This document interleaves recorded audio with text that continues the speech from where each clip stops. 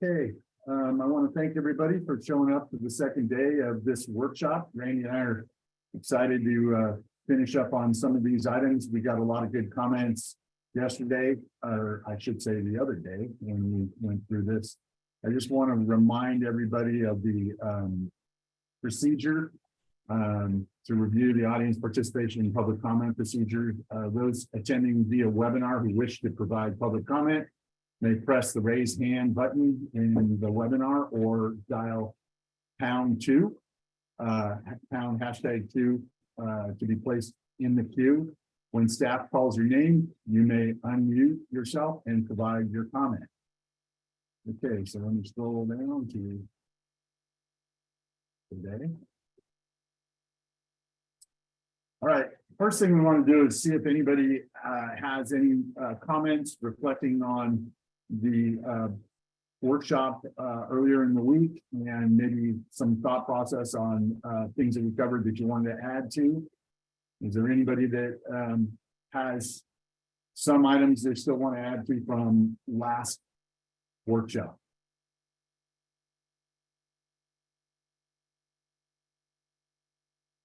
Okay, not seeing any.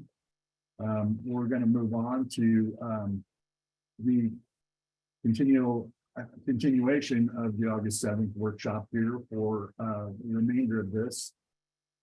Let's start the discussions with item. Randy, I should say, Tony, do you want to give us a quick understanding of the standards so that the audience is focusing on what we're focused on here? Yeah, the statute, when it talks about excavators and operators, is it doesn't differentiate what part of an excavator's organization or an operator's organization should do certain things, and that makes sense for statute. That may or may not make sense for standards. We want to be as specific as is reasonable, but not overly specific, so it's not applicable to some people. And so therefore, in the standards, what we've drafted makes some choices about how broad or specific we are and who shares information with excavators. So if you look at first, standard 3.2, it's very utility operator in general focus, that utility operators have standardized procedures for sharing relevant varied facility information with excavators. That's not captured in the CGA uniform color code and marking guidelines. So that's in 3.2. It's very, very broad. 4.1, we talk about for projects requiring design, facility verification through potholing is conducted prior to construction, and then information regarding the location, including depth of buried facilities, is recorded potholing on. So there's a facility verification, and that ends up being relevant for, I will skip one to section 5.1, which is information kept on site. So information kept on site, and I think this is one of the things that owners ensure that excavators are provided all relevant documents in their contractors' possession. And some of those include the ticket, the EPR responses to the ticket, the utility operator contact information. That's all call center related. And so how does the excavator get that information? Things like design plans and potholing logs have to get to the excavator in some manner. And then documentation provided by the utility operators has to be on site. So that gets into the question of who has that documentation and how does it get there. If we back up to standard 4.2 on traffic control, states that excavators, when placing ticket notifications, place any traffic control restrictions and other information on the ticket. Excavators identify names and contact information for locators to use when asking questions about traffic control. It might not be that the group that's getting the ticket is generating all the information on traffic control. And so that's a question of how the person putting in the ticket would get that information. 5.3, identification of potholing locations. Part of the standards suggests that the excavator uses design plans, utility operator marks and maps, surface indicator surveys. So the design plans may not be done by that organization that's actually doing the potholing. Some of the utility maps might not be provided directly to the excavator. They might have been provided to somebody else. So that, again, begs the question of how did the excavator get that information? And then 5.5 on deeply buried facilities. When the operator has identified a facility significantly deeper than the excavation, designers and or excavators can use a combination of quality level C and D in lieu of exposure. And so again, utility operator is identifying a significantly deeper facility. Is that done in the ticket phase? Is that done in the design phase? And who gets that information? How does the person deciding whether or not exposure is needed get that information? So again, the main, I think, discussion is what's the benefit of being broad and not specifying versus what's the benefit of being a little bit more specific so people know how to implement the standard. And so that's the general introduction to this topic. Okay, couple things to talk about here.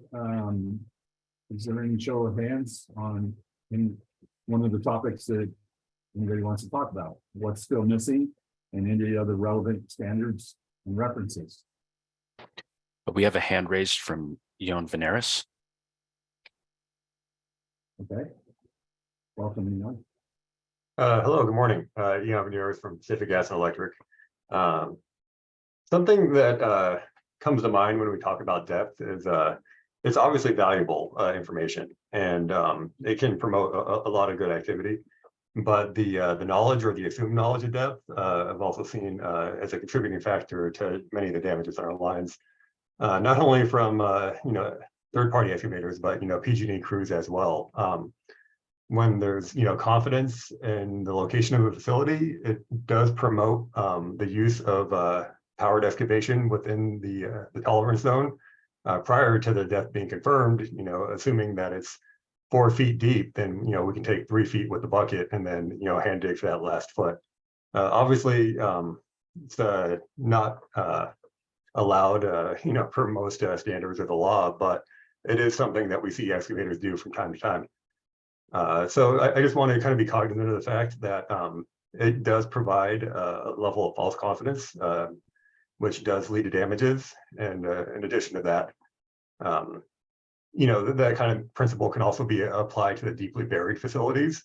If we are changing our excavation practices based off of the assumed depth of a facility, there is a potential for damage there, and safety risks to the excavators and the public when those assumed or even confirmed depth measurements are incorrect.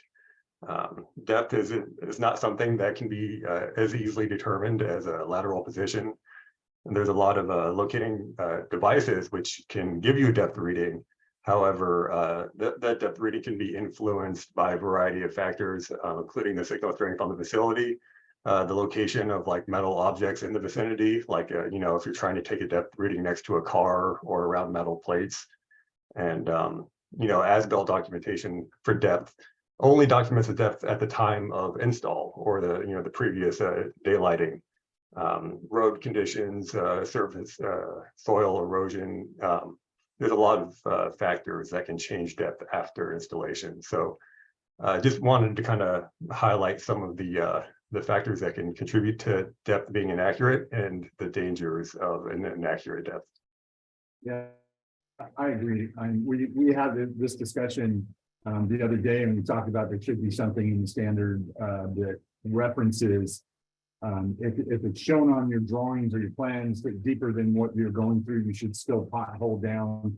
And we said, could it be a foot or 18 inches or 2 feet below what your invert excavation is going to be, and within the tolerance zone, and then check that with the operator to confirm that his markings were accurate where you soft dug down to below where you're going to install.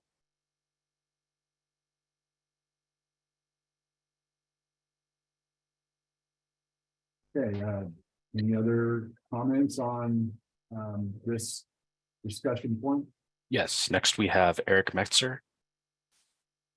Okay, welcome, Eric. Well, good morning, everybody. While I semi agree with Ian, I also have to point out the fact that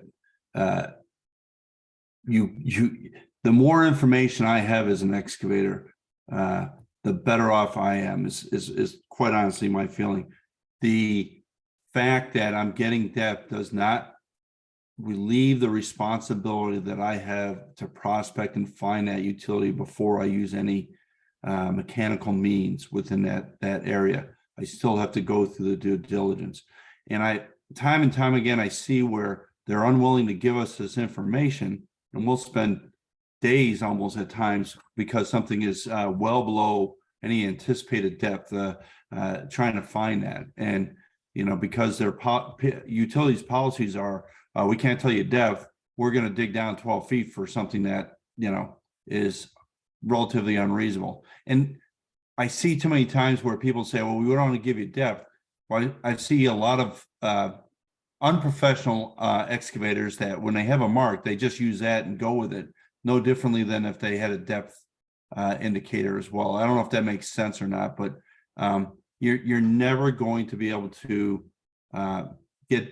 legislate stupid out of this. But we can do is give good excavators and good operators as much information as possible to make them as safe and as successful as possible. So then your resources from a state board can be focused on going after those ones that are skirting or are not following the law. Thank you. Very good points. I'll give staff a recent within the last 4 or 5 years. We were working on Highway 84, and we had to expose for crossing the storm drain and tie into a creek. And our plan showed that the high pressure 24-inch gas main had started sinking down below the creek like 50 feet back. And it was being replaced by another at the time, but we went over and potholed soft dug with it, and we found it 3 foot deep and with a 45 that went down and under right where we were going to dig and bore across the road. And literally would have been catastrophic in a 60-inch bore going across, and right on the 45 would have just hit that thing. So we exposed where we were going to be coming out and found the gas main, and then had to wait for a new one to be installed to get that one out of the way. But would have been a big tragedy, probably another 6-city blocker. So he's absolutely right. The information is only as good as what we can prove out in the field, and it does need to be proved. Any other comments? Yes, next we have Todd Bloomstein. Morning, Todd. Good morning, Mr. Bianchini. Thank you again to the DigSafe board and the staff for putting this together, and yourself for taking the time this morning. Todd Bloomstein for the Southern California Contractors Association. I wanted to address the point that Mr. Marino made about do we need a level of specificity and where this information comes from, or who it goes to. And I don't think with regards to a standard, you need that level of specificity. I think a standard should be essentially a framework, not necessarily requiring, but showing a minimum level of standards that kind of flesh out what reasonable care is. And I think I think the standards cover those things. And even I took the opportunity to review some of the material that was sent out this morning. And, even the Walnut Creek example that was given in 5.3, the crew had the right information. It was there. Even I think the San Ramon one, not Walnut, no, it was the San Ramon example. I think one of the water ones. Anyways, the point is the crew had the information, and it comes back to, I think it was Eric's point of, you can't really legislate stupid, and not to say anyone's stupid out there, but at the same time, I think we can only do so much to show the community, to show the industry what should be done and what essentially qualifies as reasonable care. So those are all the comments I have for this one. Thank you again, Mr. Bianchini. Yeah, no problem. I'm just the San Ramon one. I'm not sure. I know of the most tragic ones that we're aware of is Walnut Creek, and then there was Paso Robles with the water. What are you referring to? Which one are you referring to, or is there something else I'm not aware of in San Ramon? Sorry, I removed his permission to talk. Let me bring him back up. Okay.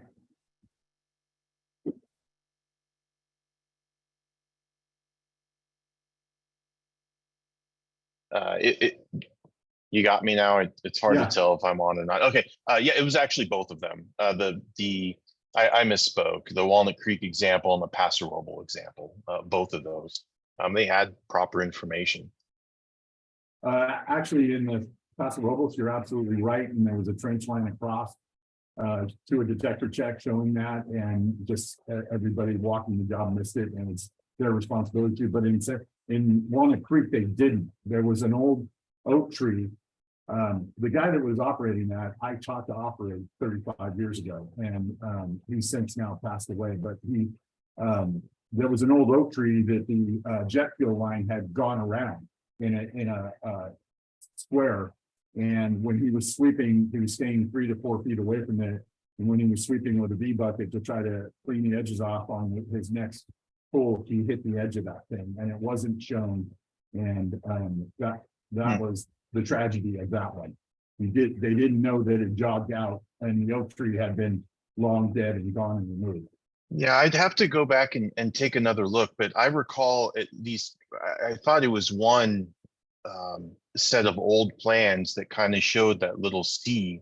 And nonetheless, yeah, points well taken. I think the point is we need to get as much information or show a standard that encourages sending as much information as we possibly can. So thank you again, Mr. Bianchini. Yeah, thank you. That's true. Okay, is there any other comment on this discussion point? At this time, there are no other raised hands. Staff, do you have any questions or comments for before I move on? I think it's good to move on. Sorry, we do have a raised hand from Logan Downer. Okay. Yeah, Morgan? morning. I just add that in terms of information sharing, as great as it is to get the depth, I think what would be more important is to just enforce that the operators and locators are supplying the actual diameters of the conduits that we're looking for, because quite often you go through and you might have 4 or 5 marks and you locate 4 or 5 utilities, but you don't know that you actually found the ones that they intended to mark for. So just to confirm that things aren't getting hit, and you go through all your due diligence, knowing that you found what you're actually looking for could be more critical than just knowing 100% what the depth, or what they assume the depth of a utility to be. Good point. Thank you, Logan. Any further comment based on that?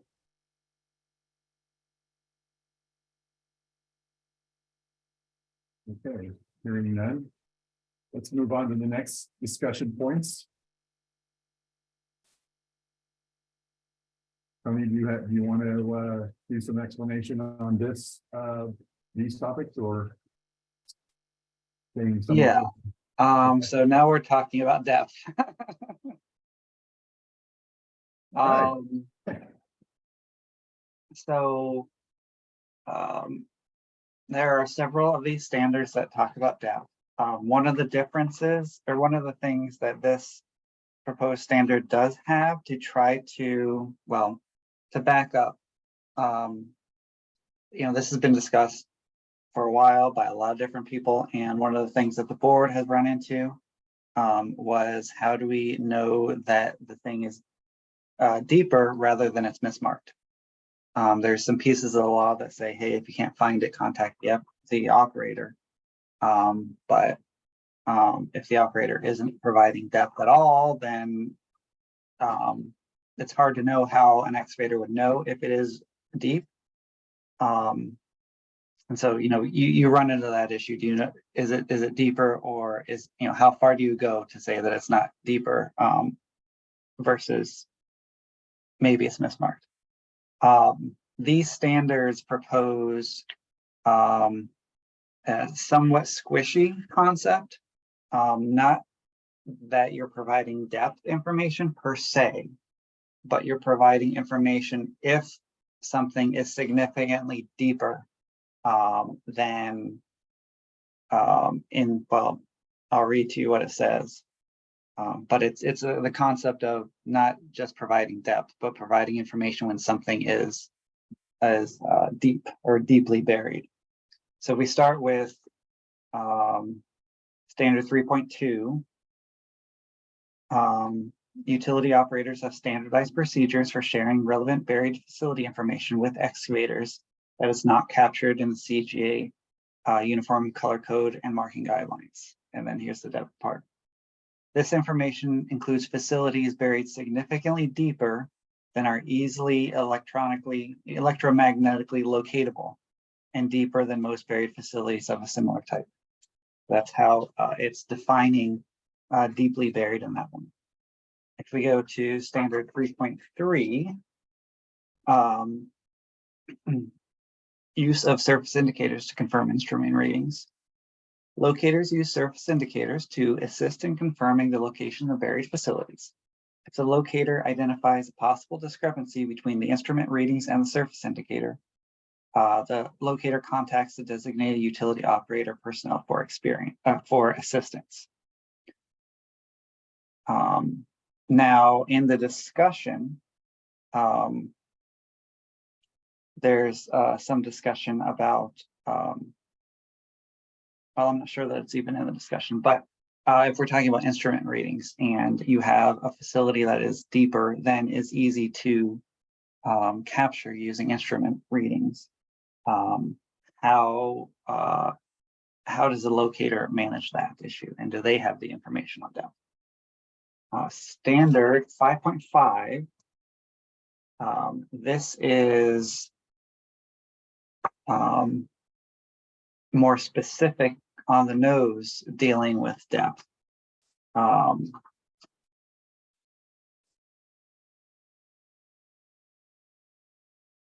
it states, when the utility operator has identified a facility significantly deeper than the excavation, designers and/or excavators can use a combination of quality level C and quality level D information in lieu of exposure. So the premise on this is that a utility operator is identifying a facility significantly deeper than the excavation. They're identifying this to designers or to excavators, so it's not specific about whether this is in locate mark or if this is in material provided in the design phase. But this gets to the question of, how do we know if it's deep enough that we should be we shouldn't be exposing it, or we shouldn't be exposing it via vacuum excavation or any other means. I don't think that this is anything that really applies to the 2 foot, even 4 foot, but we're starting to get to a discussion, I think, when we get to the 10 foot, and certainly a lot of boring activities that go very deep. So those are the pieces of the standards that talk about deeply buried facilities, and they create an implication that an operator will provide information when there is deeply buried facilities. And I'll stop there. Okay. Let's go to some public comment on that, what is missing, and any other relevant standard or references that we should be discussing. Show of hands, please, and We have Eric Metzger. thank you, Eric. I think my added comment, I think they've covered everything pretty much with the standard references, as Tony was explaining. I think one of the comments, and it came up a moment ago too, when we were talking about the size of a facility. I think type needs to be a part of it. But one of the things, when you're going to give me depth information, now let me back up. My thought was when I'm always told that I have to use, or I have to get permission before I can do vacuum excavation. Well, I think that puts a liability on me as a contractor that I have to follow through on that before I take that process and use it. Well, could we make a similar approach for requiring me to confirm that even though utility might give me depth, I'm still required by law to have to excavate or prospect to that point before I do any real excavation. So I thought having some type of confirmation process as part of the USA process maybe would help mitigate people's fear of giving me that information. And if I had that information coupled with what you have written here, I think it makes me a better armed contractor going out there to do the work. I agree. I do know that there are contractors that deal with the soft dig as putting it on their ticket and explaining on the ticket that they plan to use the soft dig, and that's it's injected to. So sometimes that gets a little easier because most entities do like the soft dig. You just got to be careful around some of the paper wrap and the chunks coated that you don't tear that. And if you do, you have to burn it out as a damage. But yeah, I 100% agree with you.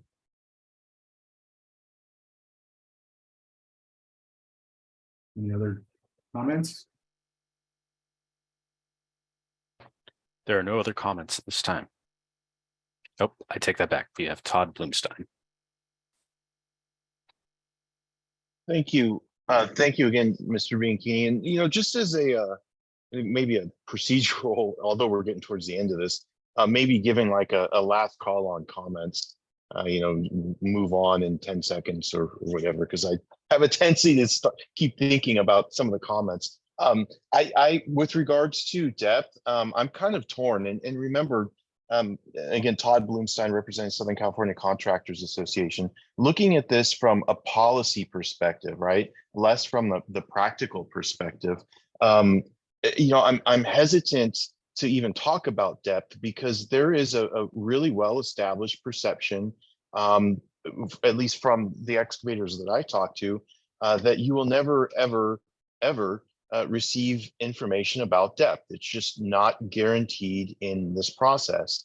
And I think everyone knows that's not necessarily true, that sometimes when there are shallow, extremely shallow, and when the operators know their infrastructure, their installations are very shallow, they'll let you know that as kind of bonus information, if you will. And so the concern that I have about depth, which I'll mention in a moment's balance, but the concern is that we might create an expectation that you're going to get depth information. And from a policy perspective, you know, what's better to anticipate that you really don't know exactly what the depth is, or getting more information so that you can estimate where the depth is. So I'm somewhat torn.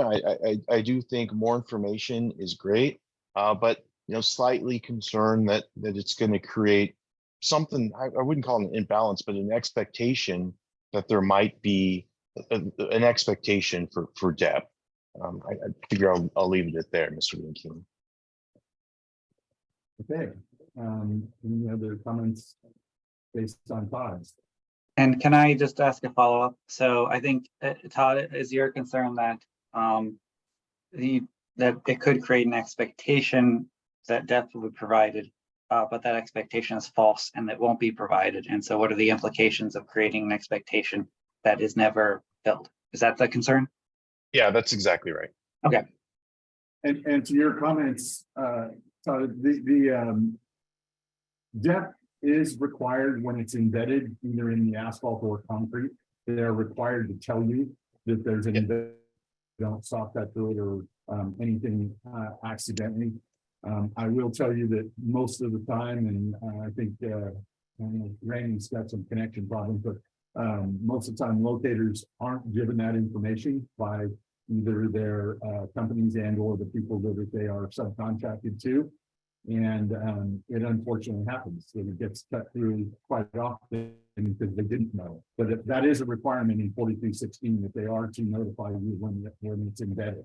And we found it just directly below that sometimes with a soft dig. And wow, that was marginally close to embedment. But yeah, there is some requirement of it. But I do agree with you. If there's an expectation, as I'll refer to how Eric put it, it may let stupid overtake itself.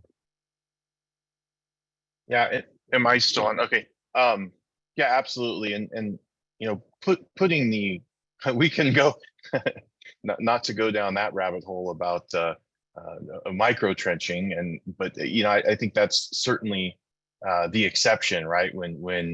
When utilities are placed in the asphalt cap or in the subgrade itself, the engineered portion. But I still, not to reiterate what Tony mentioned, but again, the concern is what type of expectations are we creating? If the statute itself, besides embedded materials, doesn't mention depth, and I think there's even a portion in there that says you won't get depth information, but yet you've got a standard that says, well, you know, when available, you'll get depth. You know, again, public policy is all about, you know, intent, consequences, right?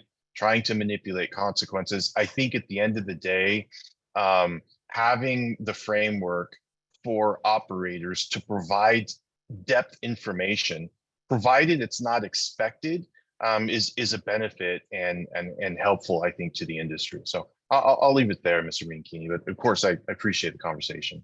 Yeah, and thank you. And but I believe one of the reasons this has come up at board meetings several times, one of the reasons staff and one of the answers or at least discussion staff's looking for on this is not so much the shallow, but the depth. I mean, with the oncoming of the last 10, 15 years of directional drilling, I know we have put in under the American River, we had to go down below 100 feet and then come back up on the other side and with a water line. And, you know, we had to start back a little further and then do that.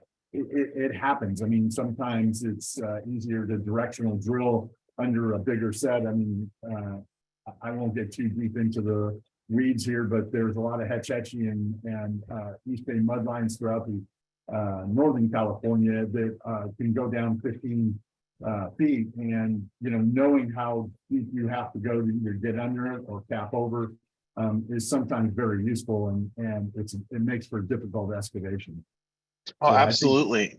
I think that was part of the reason is, you know, if you know, can you say, you know, because yeah, if your gas line's directional drilled down 40 feet and I'm digging 12, I'm not going to find it when I'm potholing, you know, I can't go down 40 feet with a pothole. Yeah, absolutely. And I think you've demonstrated, you know, the benefit from an operational side to have that information. And from the public policy side, it's a little bit different because you're looking at more frameworks, right? How do you craft a standard or a policy where everything and all situations under the sun can fit within that framework? But at the same time, not affect or not create expectations that might cause hazards, because, you know, if we get to a place where, oh yeah, you know, the locate folks aren't going to give you depth, but you know, the operators are always going to tell you the depth, and you know, maybe they don't do that. Point is, I don't want to create. I think we should be cautious of creating, you know, false expectations. Agreed. Thank you for that. Thank you. That's kind of the stuff staff's looking to hear. Are there any other hands? Yes, next we have Eon Veneris. Welcome back, Ian. Hello, thank you. Yeah, no, I think the previous person brought up a good point about kind of standards and also kind of drafting our expectations to the most conservative, element of in the environment. I guess we have a lot of professional excavators on this call and who do a lot of really good work, and I wish that everybody would do the same thing. And like I like to give out information. I like to facilitate safe excavation. The concern is, my confidence level in giving out that information as a utility provider. And with just speaking for PG&E, with the exception of our gas transmission lines, our depth readings aren't, super frequent. And as you kind of mentioned, depending on how hilly the environment is, I mean, some front lawns have a grade that can vary, 5 feet or more. So if the depth information isn't with a high accuracy, I might trust myself to give it to some people and not to others, just to kind of be frank about that. So, installing or crafting a standard, I think it needs to facilitate, everybody, and I want it to be as productive as possible, but I also feel the need to temper that against envisioning the worst case scenario, and if no one has a crystal ball, but at the end of the day, are we as a state, safer or less so for having the standard? So that's kind of my point. And Mr. Bianchini, you kind of took some of the words out of my mouth with regard to embedded facilities, right, that are enveloped in like concrete or the road surface. That's information that we're very eager to get into the hands of excavators, right? Our internal procedures require us to make contact, kind of go above and beyond the state code, and for exactly the same reason, which is to prevent damage with your facility, and to more importantly, protect the personal safety of the excavators and the public. So, I think there's frustration. And I just kind of want to say that it's not only on one side, it's kind of felt throughout. Understood. And I couldn't agree more. It's not a us versus them thing. It's protection of everybody, and it's more for the public. And I know what you speak. Is that good to give to some people and not to others? And staff, that is kind of the overall challenge that we're talking about here. It's kind of put it best is that in a general term, sure, but I don't know that we can get so direct on this, and it's something we're going to have probably more discussion on. And can I ask kind of a follow-up? Because part of the question is, when would information be provided? If it's a big project that goes through a design phase, would depth information be provided at the design phase rather than any of the locate and mark phases? And just wanted to know like how your potential concerns with who you're giving the information to, people that you work with and are confident in, people that you're less confident in. How is that affected if information is provided in the design phase where you probably don't know who the excavator ultimately will be? Yeah, I think it's a really good question because, from a process standpoint, just thinking internally, we can't make that distinction. We have to provide the same information to everyone who asks for it. So, crafting it in such a way that, we put all the warnings up, we can, all the disclaimers, it's hard to say 5 feet and then, but, and then expect someone not to run with the 5 feet. So it's, There's definitely a challenge. I think just in terms of, any operator out there satisfying their legal department in terms of how do we responsibly communicate this information.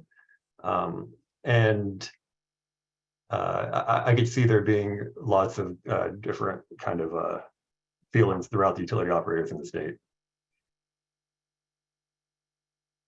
I can tell you, Tony, from a excavator standpoint, that a lot of times, either on a public works job or a job around a hospital or anything that we're doing and digging around existing utilities, that the information had been given to the design engineers.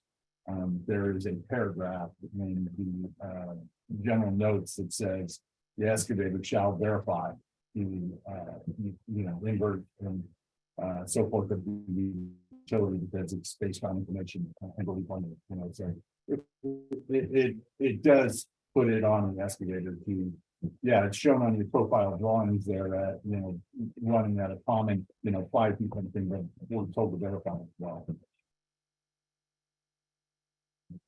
Yeah, I definitely agree with that sentiment.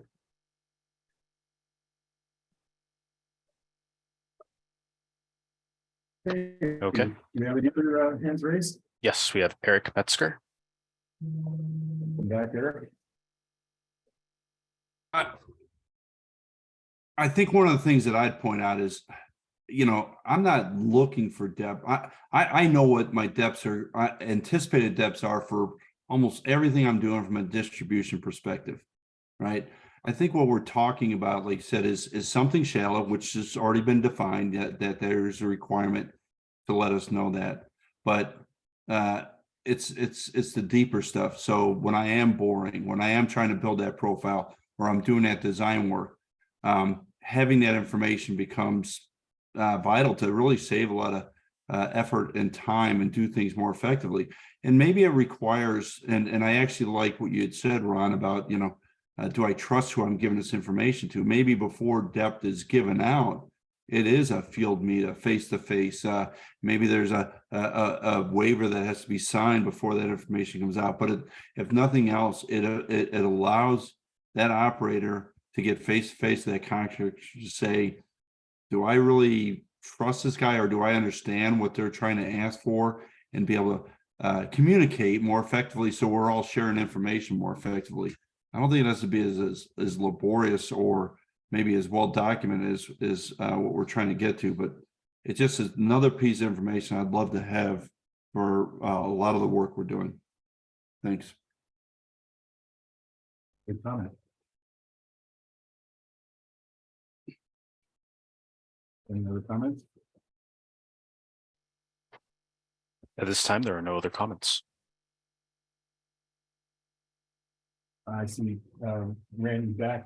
Randy, I don't know how much of that you heard, but it was more of a discussion about kind of who is, or in a field meet, is there a best practice way of giving information out on depth if known by the operator and so forth. And I don't know if you have any comments for staff on that from your perspective. Well, I think what we're hearing is the challenges of depth. And there's something to be said about when it actually gets put in and getting that information to the planning departments. If it gets bored in super deep or micro trenching super shallow, that information gets to the planning department, and how that gets put out there, I guess, is what needs to be decided. But on the locating side, I think this point has been brought up. I know I brought up in the past, is yes, we get readings on our equipment, and it's to the signal we're getting that reading, not necessarily the facilities, meaning I might be on the very bottom facility getting that reading, and there's facilities way above it. And I'm giving bad information if I give that out in the field. The readings when we are locating is not that, I'm 6 feet deep. It's when they change. So if my target I'm on is reading a certain depth, and it changes all of a sudden, in locating, you back up to figure out, why your signal changed. Why did it go from, 30 inches to 60 inches or vice versa. That's where we're using these measurements. And again, it's a measurement to the signal, and the signal is not necessarily on the top duct, on the top facility, the very bottom. We can't control that. And what it's doing is its least path of resistance. So, but is there a way that if something does get bored in at 15, 20 feet, that information makes it back, gets put on the planning department, and it gets out to the right person. And I think a lot of people in agreement, I am, on shallow facilities, that information absolutely gets out there, because that's, how do you pothole and asphalt and concrete with shovels, and it's, absolutely, so shallow it's going to get damaged. That the excavator needs to know those shallow facilities for sure. Yeah, that would fall under the potholing in Yeah, concrete asphalt would fall under a B or A type of soil, so you get to use a chipping 30 pound. But to your point, and to the point that Logan made earlier, in anything that's not super deep for an excavator, and I'm sure Eric would agree that it's more important for us to know the size of the pipe, because when we're exposing pipes, and as you pointed out, you might be on the lower one and there's ones up above. Well, if there's a 4-inch KV line down there that's primary going into a building, and I'm potholing and it just has one red line there, and I come down and I find a 2-inch, so it's either there spare or something in that same trench line, or somebody else put in on top of them. If my crews find that first 2-inch, they think they found the red mark, and they're not told what it is. And so putting the size on there for the delineation of the tolerance zone and for the properness of what we're looking for is paramount to not having these types of accidents. And to the point of this conversation, sometimes better than the depth, because like Randy's saying, I'm talking to staff, is we don't know that we're on the right facility for the proper depth. So yeah, if we have both of those informations, then we can be safer at what we're looking for.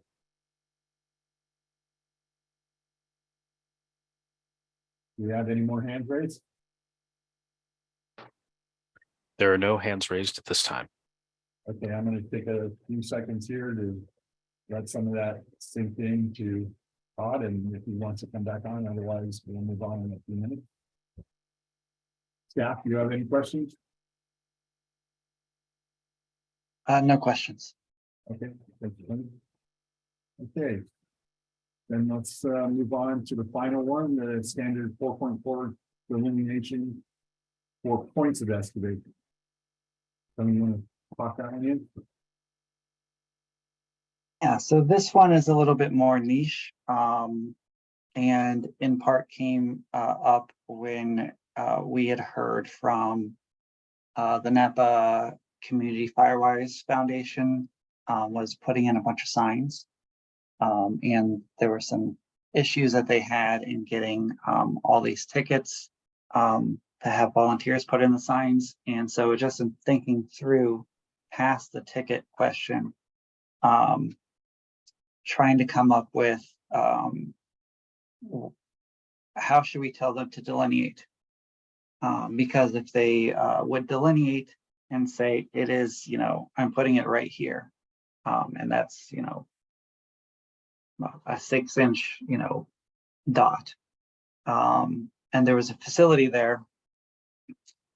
If they are using hand tools, if they're using a hammer, they're under no obligation in the statute to pothole the facility. And so given that, we were thinking that maybe it makes sense if you're putting in a post and you're using hand tools, that you delineate in a large enough area so that you have a really good chance of being outside the tolerance zone of existing facilities when somebody comes to locate and mark. So the standard is when planning a point excavation, such as for the installation of a pole, where the exact location of the excavation may be modified to avoid existing subsurface installations, the excavator delineates an area of 5 to 10 feet wide as available and appropriate for the size of the excavation to maximize the opportunity of performing an excavation outside the tolerance zone of a buried facility. This applies both to excavation using mechanical tools and to excavation using hand tools. I'll stop there.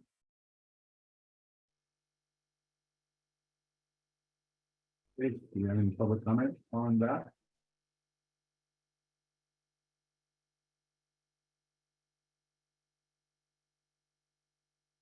Maybe I can help. We have Ian Veneris. Okay. Go ahead, Ian. Sorry, I waited to raise my hand because I don't want to just be the only one talking, but I appreciate all the conversation. This is great. This is something that we talk about with our damage investigators when they perform safe excavation workshops, because we see it time and time again. Same thing with fencing contractors. They, if someone delineates exactly where they want to work and it just happens to be on top of a gas main, then they shift their work area a lot of the time without calling in for remarks or a new ticket or anything. So instead of hitting the gas main, they hit the buried electrical service, right? So I'm definitely in favor of promoting the facilitation of alternate dig sites.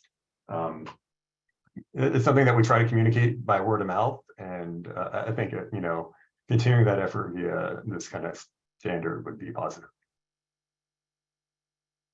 I agree. I think something that staff we should consider in point excavation is that you can put a point on the ground, but you're delineating 2 foot in each direction to be marked so that they do have a variable distance that they can move in, just the same as a tolerance zone almost, if the utility is anywhere near where they're going to go down.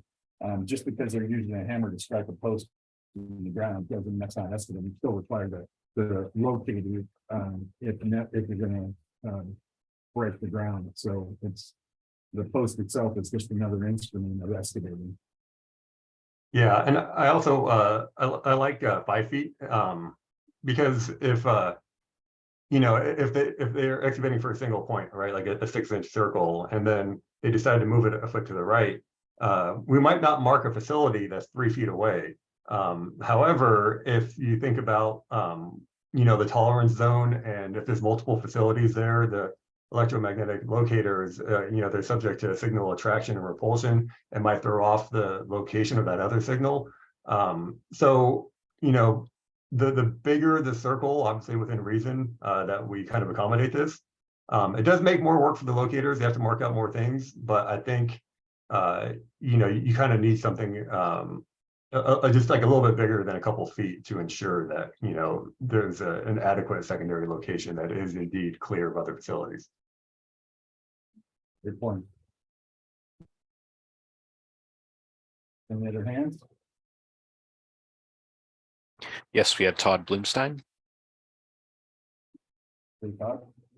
Oh, thank you again, Mr. Binky. Todd Bloomstein for the Southern California Contractors Association. Would just, I think just a little wordsmithing would help here too, because when I think of pole, I think of, just, one sign pole going into the side of the road, but you could have, I think we should consider adding like a pole or a series of poles. Because when I think about some of the SCCA contractors, there are fence companies and they might do, a considerable length of fencing that requires a whole series or set of poles. So something to consider for staff and perhaps wordsmithing a little bit. Thank you again. Good point.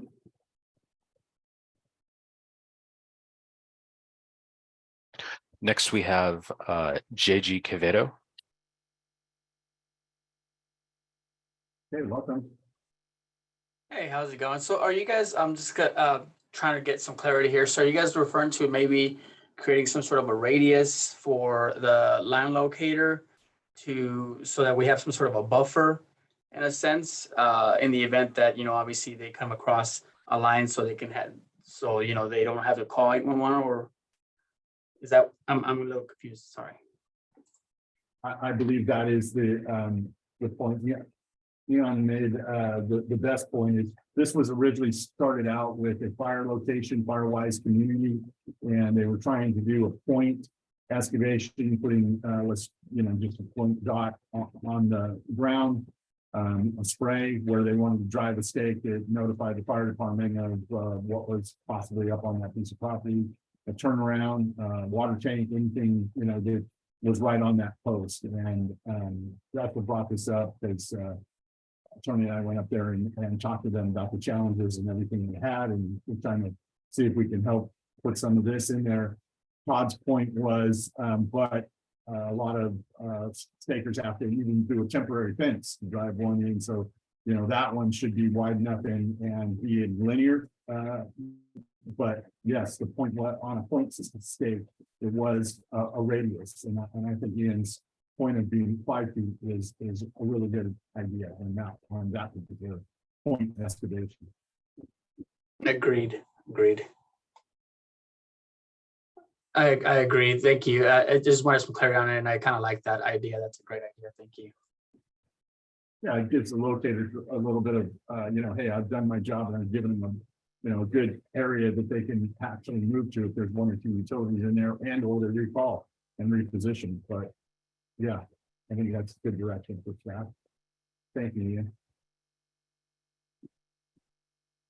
Any other hands raised?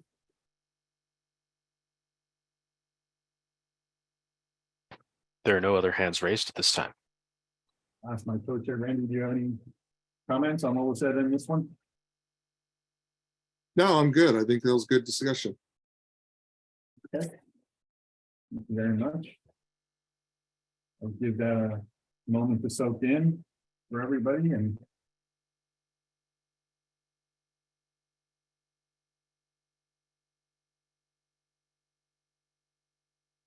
okay. We do have a hand. Oh, No, never. We have a hand raised from Todd Blumstein. okay, that soak in time work. Thanks again, Mr. Bianchini. I just before we wrap up, it would be, I think, nice if you and perhaps staff kind of talked about next steps and how you envision this process unfolding. That'd be very helpful to me, and I think to the rest of the participants. Thank you again. Actually, you just jumped to our next discussion point, which is lastly, we'll discuss which standards may be appropriate to merit a regulation or not, and where we would go from there. And Tony, do you want to start the topic of discussion there? Yeah, I just wanted to open it up again to that question about any of this being widespread, or generally applicable and necessary and specific and clear, that people think it might merit being a regulation.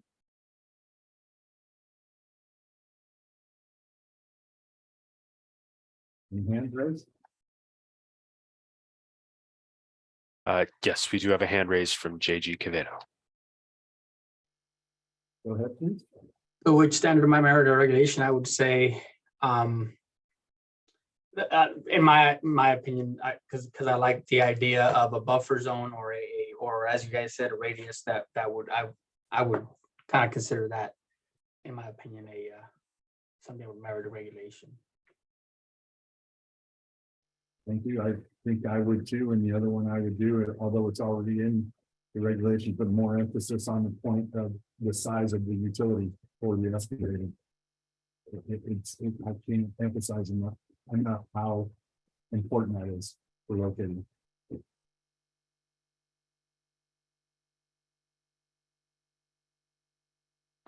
Okay, we have a hand raised from Todd Blumstein. Go ahead, Todd. Thanks again, Mr. Bianchini. And I think, and I stated this, I believe it was on Tuesday when we talked about, or perhaps Monday, but I think personally, because regulations are actionable, by the state. And for instance, to use the example of the points of point excavation, what if an excavator didn't go 5 to 10 feet? Could that excavator then be subject to some type of sanction because they didn't? So while I think the standards are great, I'm not sure that these should be transitioned into regulations. What I think is most beneficial to the board is to somehow adopt these standards. And I don't know if there's formal adoption or not, put them into practice, and then give it a little bit of time to see what transpires, what works, what's really easy and is being utilized, what's not being utilized, what needs to be tweaked and adjusted. And then, because that's really the benefit here. You have the opportunity to look at something before just sticking it into a regulation. So without talking to SCCA about this specific question, that would be my kind of personal professional view. Is first, let's put these in a standard, give them some time to work, and then come back and take a look and consider regulations. Thank you again, Mr. Bianchini.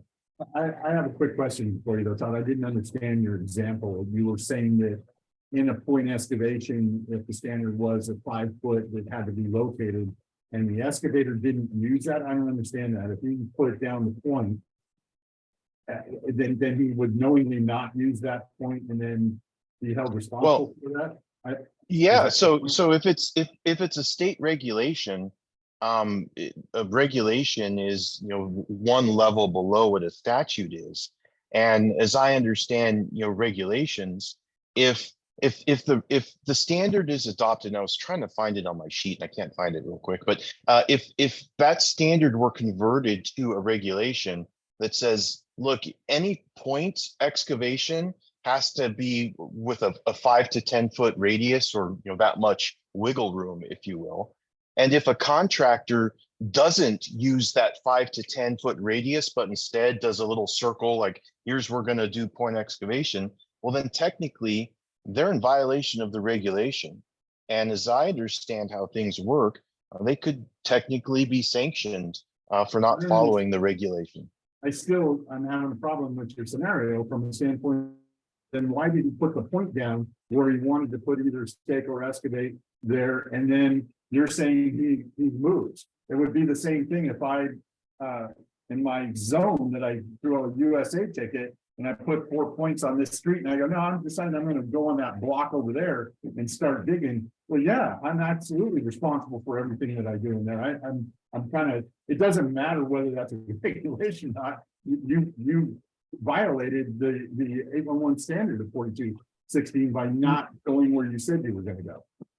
Mr. Bianchini, what I'm saying is simply, if you look at the delineation for point excavations 4.4, when planning a point excavation, such as installation of a pole, where the exact location of the excavation may be modified to avoid existing subsurface installations, the excavator delineates an area 5 to 10 feet wide. Okay, so what they're saying is, if you were to turn this into a regulation, you're now mandating that an excavator delineate an area 5 to 10 feet wide. And if they didn't delineate 5 to 10 feet wide and just did a little circle, like, okay, I'm going to put a pole here, 7 feet away, I'm going to put a pole here and do a little circle, that would be in violation of the regulation that says they have to delineate an area 5 to 10 feet wide. And then because they've I respectfully disagree with that. I think what Ian said and what the point we were trying to make is, if you put down a point, then let's make the standard be that the locator has to operate with, to mark within 5 feet of that point in every direction. Not that the excavator has to draw the 10-foot circle. The known circle for the tolerance zone of that is 10 feet, and they have to locate within that. Yeah, I think when we're talking about regulations, we get into that discussion where these were written as standards, but as a regulation, we have to consider like enforceability, but even more than that, like what's a voluntary action, what's a condition. I'm using a lot of words that attorneys have told me about that I'm misusing at the moment. But like for this, you probably wouldn't have it a requirement that you delineate a certain size. Realistically, to get the effect that you're looking for, it would be likely, as Member Bianchini stated, that the obligation wouldn't be on the excavator, it'd be on the operator to have a minimum delineation of within 5 feet of something that was put down. So when these standards that are written as standards would get translated to a regulation, they would change in different ways. So it's that's always that can make it hard to understand what might be a good regulation versus not. But of course, if something goes down the regulation path, there's plenty of discussion where you can see how that would work in that whole path. Okay, thank you. Any other hands raised? Yes, we have a hand raised from JG Caveto. Yes, as a former locator, I remember doing it just as I know it wasn't a standard practice, but I remember doing it because we came across situations where, you know, we found a line there and we needed to excavate a little further down, like, you know, move over a foot or 2 feet over. And so it became a standard practice for me to go out and locate, make a radius out. And I know it wasn't regulation or anything, but it just kind of, it was just easier for all of our guys to, and call it an 811, that whole foot, I did maybe about 3 foot radius at the time. And it always worked out because it saved a lot of time for us out there. And so I kind of, and this is one of the reasons why for the locator, not the excavator, for the locator, it was a key essential thing that I did out there so that we, I know they say, you know, your number should be in a hurry, but it just kind of expedited things for us out there. So, you know, just want to kind of just throw that in there.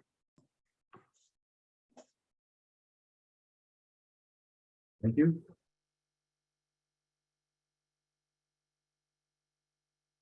Any other hands raised? There are no other hands raised at this time.